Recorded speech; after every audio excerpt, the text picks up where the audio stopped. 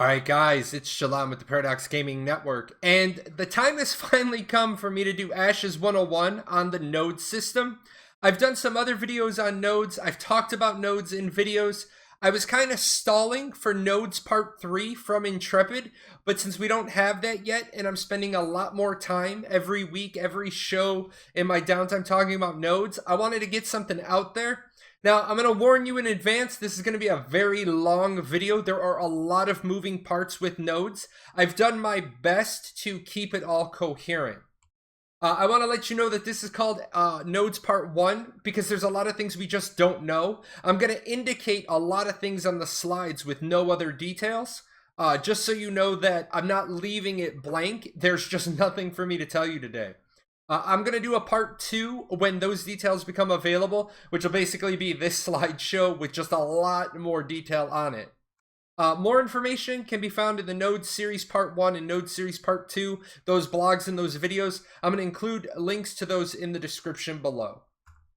So let's start off simple. What are nodes? Quite simply, nodes are population centers. They are the center of civilization in Ashes of Creation. Now, the important thing is these are spots where camps can grow from nothingness to a metropolis. I say can because not all nodes are going to develop. Also, not all nodes are going to develop to a metropolis, but every node has that potential. Once we start the game, we're going to enter the game world of Vera through one of 4 divine gates, or if you're a Talnar, you're in the Underrealm. And beyond that, there's not a lot. There's nothing. There's no big cities. There's no place you're trying to get to. We as the players have to build the world. So we'll get to how that piece works. I just want to give you some facts now. I want to give you some cold hard facts. Node locations and type are preset. I'm going to talk about more on type a little bit later in the video. There are over 100 possible node locations at launch, and I have at launch in brackets because I imagine from Steven's interview at Gamescom that when they expand the world, it's going to expand, have new areas open up. But at launch, there's 100 node locations, and that's huge. There can only ever be 5 stage 6 nodes. Those are the Metropolis. And the Metropolis are pretty coveted because they offer some really good benefits. We're going to talk about those. So you know, nodes do block the development of neighboring nodes. I'm going to give several examples of this coming up. The node leadership, you can actually set relations with the citizens of other nodes. So it's on top of it being a guild game, a guild-centric game, it's also a node-centric game. So your citizenship, your allegiance matters. Big thing is that the nodes are going to have player leaders. They're going to be mayors. I'm going to talk about that system and all the things the mayors can do and how they get elected a little bit later. Leveling unlocks content. If you want to unlock raids, you want to unlock dungeons, you want to unlock workbenches, housing, different features, you have to grow your node and you have to grow the right types of nodes. Like I said, leveling unlocks housing. You'll see on the screen a card just pops up. I did an entire video on housing, so I'm not going to talk about housing or how that happens in this video. Just know that you have to grow your node for those things to happen. Finally, the appearance of your node is based on the race that contributes the most XP to its development. And this can change with every stage upgrade. So if there's a node and elves were really influential in getting it to stage 2, but orc come in and they're really the prime contributor to getting it to stage 3, when it changes, it's going to take on a more orc flavor in its appearance. Now, let's talk about nodes in the zones of influence and then start to get in some graphics and some examples. ZOI is the zone of influence. And every node has a predetermined area around it. The entire world is chopped up into boundaries, and all of those boundaries belong to a node. Anything done inside that zone of influence is going to feed XP to the appropriate node. And this is killing monsters, mining, fishing, harvesting, crafting, if crafting gives XP. Anything that gives XP to you is feeding your local node as well. As your node grows, its ZOI expands. And this means that nodes can enslave neighboring nodes. Not only do nodes block out the development of other nodes, they also will overlap. And I got a graphic to show you on that. Basically, what happens is once your node is enslaved to a larger node, after your XP capped for the level you're in, you'll filter XP up to the bigger node. So that's a lot of text information, and I know some people like text. I also know some people like graphics. So this is the world. This is what you would see. You explored all in this area. You revealed the fog of war. This is what you know of your section of the world. And remember, the world is 480 square kilometers, about 100 square kilometers of Underrealm. So you might only be in this little corner of the world. But underneath that, this is what's actually going on. All those black dots are those spots where a node could develop. And so each of those colored areas are the zones of influence. Now, will we be able to see these zones of influence on a map? Will we be able to toggle a checkbox to see where we're at? That's uncertain. The question's been asked. I did ask the question. I'm waiting for an answer. If I get that answer, I'll put it into part 2 of this series, or we might even get that answer in Nodes part 3. We might get it on a live stream. If I do get it before I make the next video, I'll try to throw this answer in the description below. Now, node development. Nodes need XP. We talked about that. You have to do XP earning activities. Nodes also need tender loving care. They need resources, wood, iron, stone. We don't know what else. We just know that it's been referenced. Iron, wood, and iron have been mentioned. Stone's a pretty logical one as well. Nodes can and will atrophy and die off if they are abandoned. If you just stop contributing money to it, it'll just wither. They can also be sieged. We'll talk about those later. And nodes need income. They need taxes, and more on taxes, because I know a lot of people get hesitant when you start hearing tax systems. I want to let you know you're not going to be making a competing guild rich. Okay, so here we go. Graphically, this is what's going on in the game when all the players are getting started. Now, I've only put up 3 stage 0 node progress bars, but realize every node is going to be continuously progressing. All of these nodes are going to be striving to reach stage 1, and then they're going to pop. Now, for whatever reason, for my example, this teal area is really popular, and its node progress bar is off to the races. It is like way ahead of its neighboring competitors. So what's going to happen here in just a second as people are killing mobs is it's going to pop.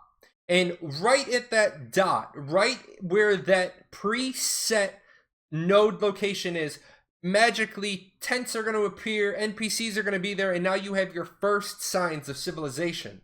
But that's not the only thing that just happened. Because a stage 1 node appeared, now it's exerting its influence on all of its neighbors. None of those other nodes are going to be able to reach stage 1 because they're having their progress blocked by the presence of a stage 1 node. So those 2 stage 0 blocks that you see, and then all the other ones that are being inhibited, they're going to continue to accumulate XP, and then they're going to get to stage 0.999999. They're going to be on the cusp of leveling, but they can't pop because they're inhibited. So then what's going to happen is eventually this stage 1 node is going to hit stage 2.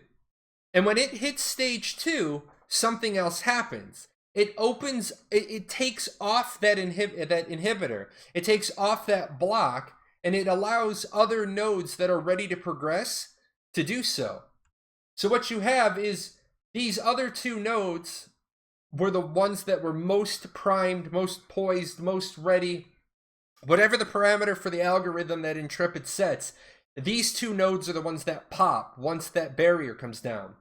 But now what happens is these other nodes are still in states of development, but now they're also blocked because those stage 0 nodes can't pop to 1 because they're still inhibited by another node. Now that stage 2 node, it could care less which nodes are happening around it. It's just now going to be looking for where it can expand its zone of influence.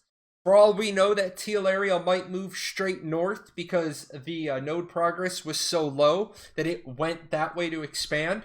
It might expand over the river. A bridge may appear.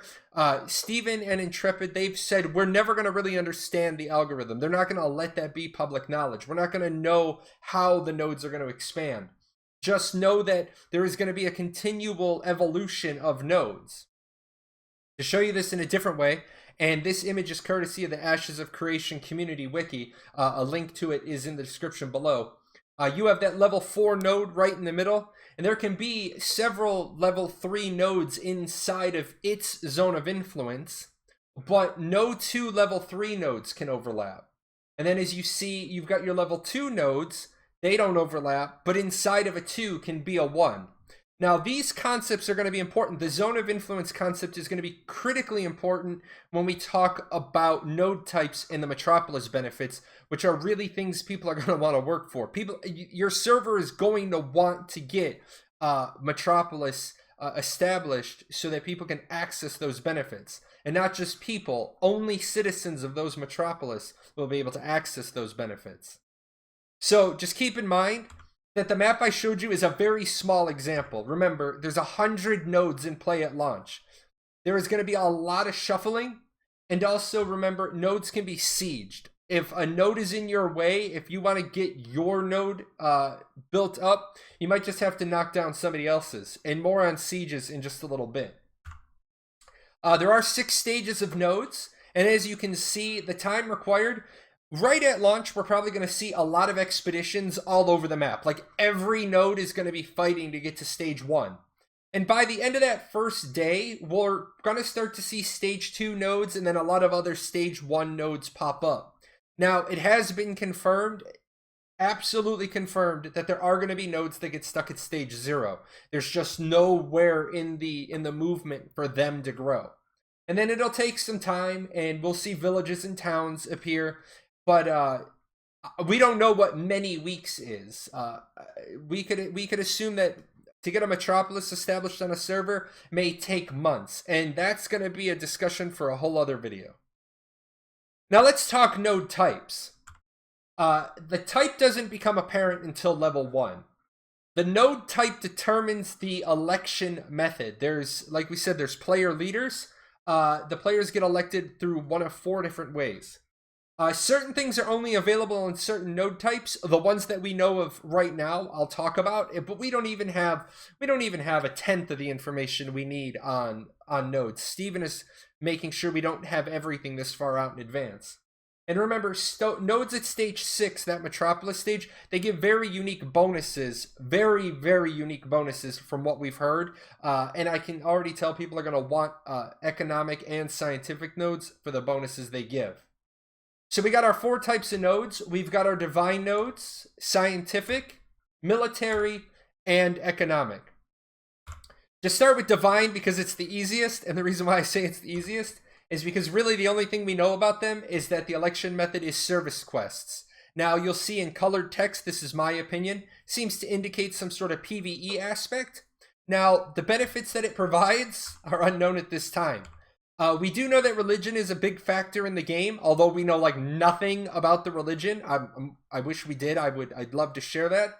So I imagine that the religion being so important to the game, that the divine Metropolis is going to have some factor in that. I just can't tell you what it is. Stay tuned for part 2 when we know more. We got our scientific nodes, and the popular election is our election method here. This is a true democracy. The citizens get to vote. Now, the benefits provided is fast travel inside the Metropolis zone of influence. And this is the only known fast travel in the game. Now, what does it mean, fast travel inside the zone of influence? I'm going to reference back to this image. Now, ignore the fact that it says 4 in the middle. Pretend that 4 is a 6. You can see that big red circle. If that is your Metropolis zone of influence, then citizens of a scientific node would have fast travel options into all of the nodes that are inside of that zone of influence. So they'd be able to come up here to the 3 up here, the 3 over here, and then this 1, 2, and 3 at the bottom. They'd be able to get to those locations. That is huge for those citizens. I mean, remember, the map is 480 square kilometers, and a metropolis can take up as much as 1/5 of the map. So being able to fast travel the distance of 20% of the map, it's probably going to be a huge thing. And I imagine, just as my own opinion, I imagine that the scientific node closest to the center of the map is going to be the one that gets forced to a metropolis. We got our military nodes, and this is for you PvPers out there.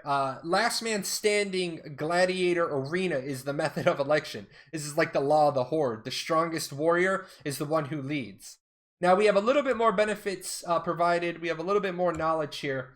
We know that inside a military node, not a military metropolis, just a military node itself, we know that there is bounty hunters. There is a bounty hunter quest or mission to enable being a bounty hunter. We know that's there. And we know that there is a reduced duration of corruption. Now, this is still a big mystery. We've never really gotten an answer to duration, because we know that the way to purge corruption is either death or quests. I have red text here because it's a big mystery. My assumption is that if you die inside of the zone of influence of a military node, you may purge more of your corruption than if you die, say, in a scientific node.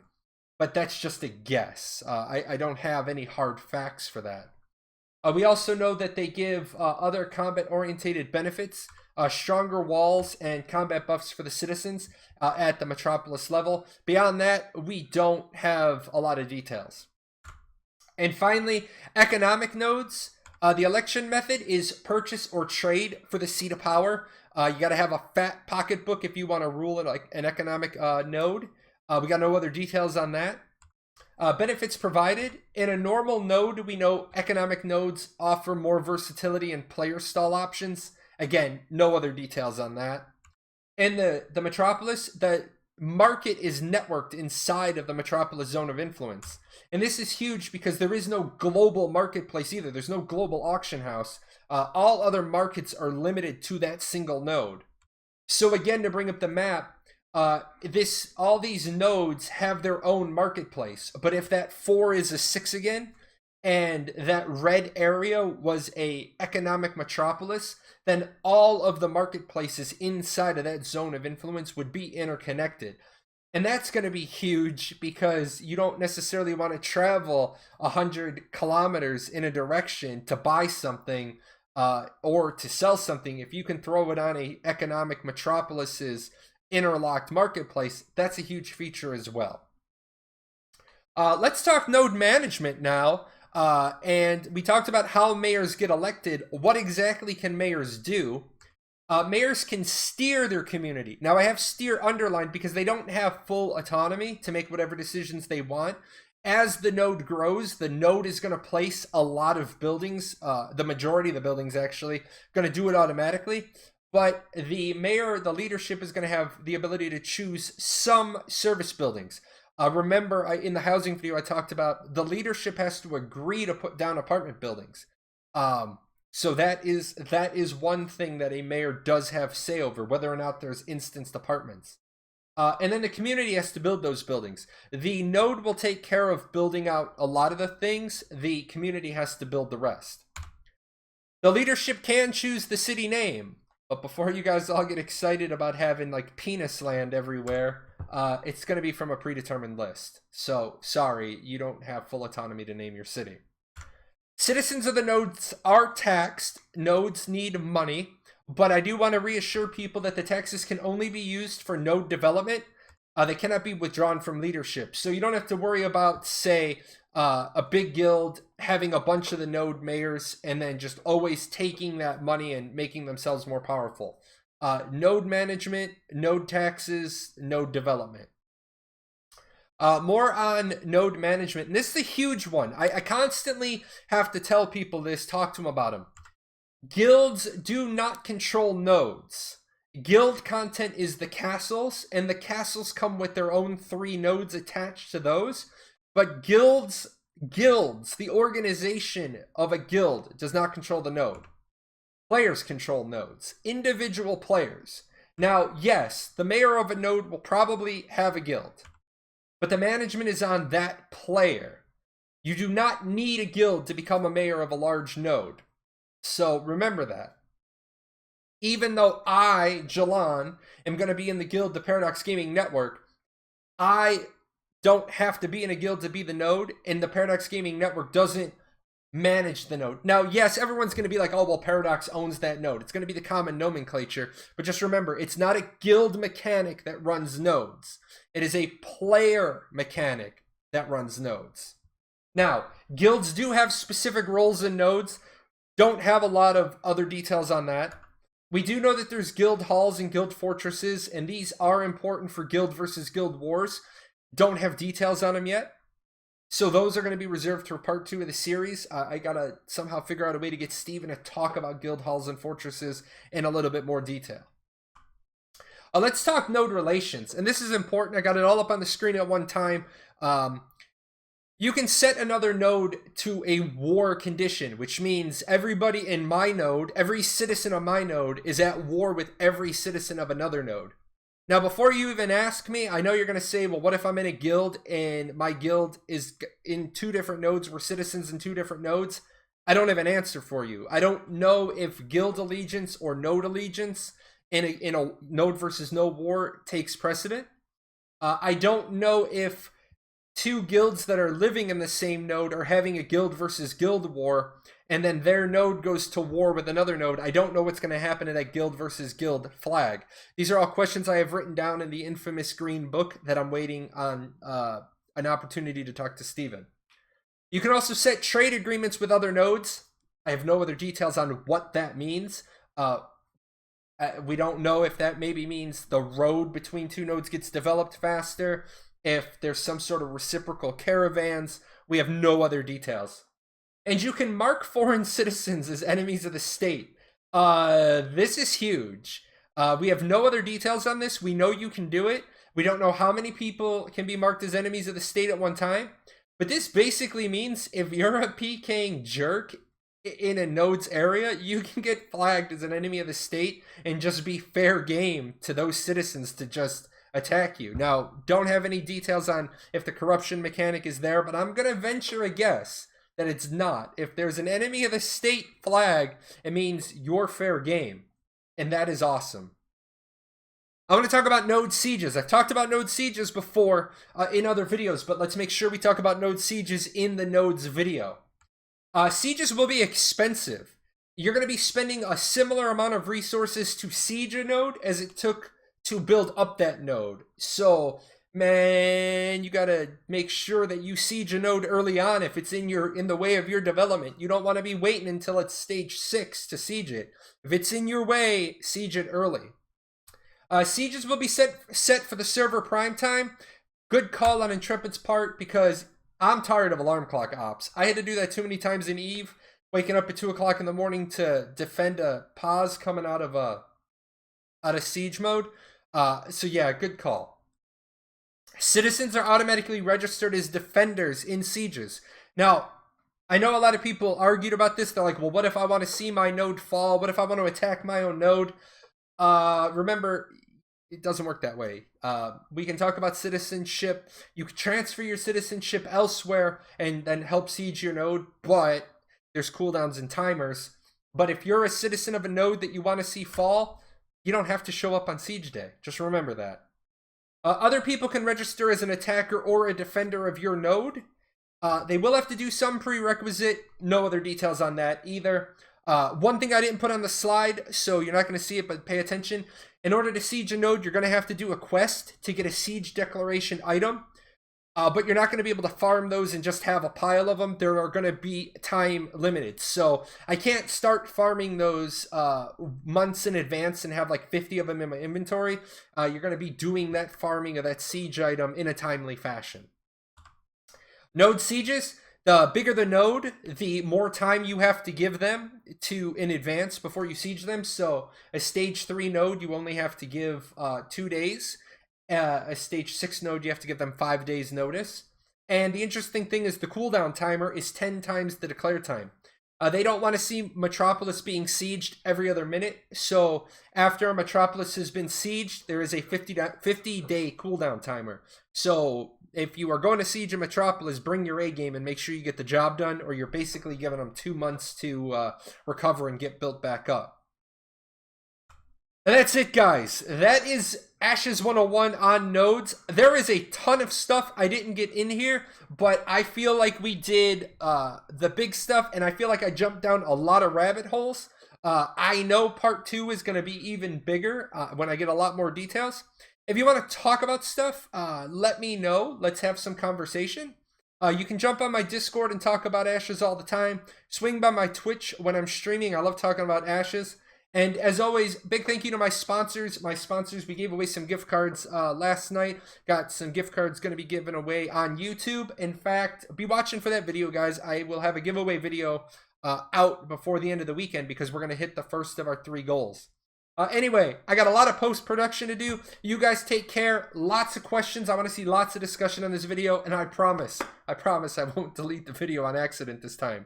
You guys take care. Hey! Where are you going? You're not done yet. See these videos? This video's up here to watch. You gotta go over here. Hit the chibi. Subscribe to the channel. Check out the webpage. And I'll see you guys on Twitch.